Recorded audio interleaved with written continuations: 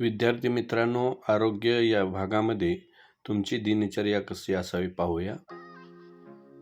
पहा, सकाळी तुम्ही सूर्योदयाच्या पूर्वी उठणं गरजेचं आहे.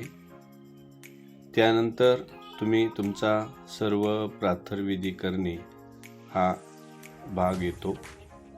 सकाळी उठायचं, प्रातर्विधी करायचा. त्यानंतर तुम्ही स्वच्छ दात घासणे, ब्रशने तुमचे स्वच्छ दात घासून घेणं हा तुमच्या दिनचर्येतला तिसरा भाग आहे.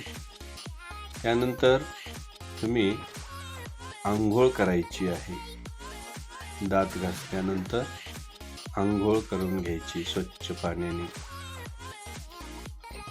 तुमची आंघोळ झाली की तुम्ही काय करायचं आहे, केस विंचरायचे आहेत.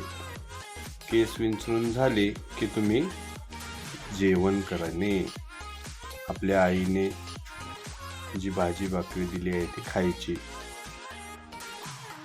त्यानंतर स्वच्छ कपडे घालायची.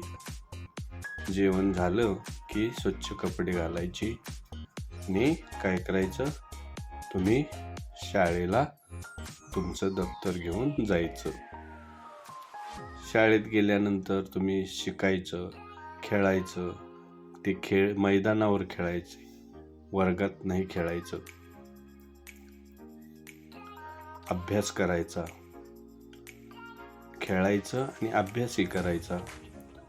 त्यानंतर तुम्ही काय करायचं, घरी आल्यानंतर जे आपले घरची लोक काम सांगतात ते घरची कामं करायची आणि रात्री झोपून जायचं.